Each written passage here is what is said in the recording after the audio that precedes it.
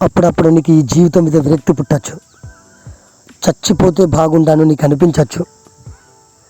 కానీ చచ్చిపోక చిచ్చా, పైసలు లేవని, అన్నీ అప్పులే అయ్యాయని, లేక ఎవ్వడు నీకు మర్యాద ఇవ్వట్లేదని తొందరపడి నిర్ణయాలు తీసుకోకు. ఎవడంటన్నా నీకు మర్యాద ఇచ్చేది? మర్యాద ఇచ్చేవారేమన్నా శ్రీరామచంద్రుడా, లేకపోతే జీసస్ క్రైస్టువా, అల్లానా? కాదు కదా. లోకం మొత్తం లుచ్చా నా కొడుకులతో నిండిపోయింది. అలాంటి వాడు మర్యాద ఇస్తే ఏంటి, లేకపోతే ఏంటి? మర్యాద లేనివారు మర్యాద ఇవ్వకపోతే నువ్వు చావడం ఏంటన్నా? ఈ బ్రతుకు కోసం ఎప్పుడు భయపడకు. ఆల్రెడీ 25 ఖతమయ్యాయి. మహా అయితే ఇంకో 40 బతుకుతాం. దానికోసం ఎందుకన్నా భయపడుతూ బతకడం? నువ్వు ఏం చేసినా చేస్తావు, ఏం చెయ్యకపోయినా చేస్తావు. రాని ఆ చావు నీ దగ్గరికి వచ్చేరాక వెయిట్ చేయి. ఎందుకు తొందరపడి ముందుగానే చావడం? అప్పటి వరకు మనశ్శాంతిగా బ్రతికే. ఏదైనా కానీ బ్యాంచెత్ బ్రతికి చూపిద్దామనేలా ఉండు.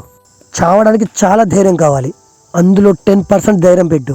ఈ లోకాన్ని ఏలుతావు. నువ్వు చచ్చాక నీ శవాన్ని ఎవరు పట్టించుకోరా? అయితే మరీ మంచిది. నువ్వు చచ్చాక నీ శవాన్ని కుక్కలు పీక్క తింటే ఏంటి, పూలు పన్నీరు చల్లుతూ సాగ నంపితే ఏంటి? అసలు నీ తాత వాళ్ళ తాత పేరేంటో చెప్పు. తెలీదా? నీ రక్తానికే 4 రోజులైతే నువ్వు ఎవరో గుర్తుండదు. మరి ఎందుకు చిచ్చా ఇంత హైరానా? నీకు నచ్చినట్టు బ్రతికేయి. ఇక్కడ ఎవ్వరు ఏమనుకున్నా పట్టించుకోకు. నీ గురించి మంచి అనుకున్నవారు చేస్తారు, నీ గురించి చెడు అనుకున్నవారు చేస్తారు. ఇక్కడ అందరికీ ఎక్స్పైరీ డేట్ ఉంది, గుర్తుంచుకో. మళ్ళీ చెప్తున్నా, గుర్తుంచుకో. నీ శవాన్ని ఎవరు పట్టించుకోకపోతే మరీ మంచిది. ఆ కుక్కకైనా మేత అయిపోతావని ఆనందించు. Chill bro.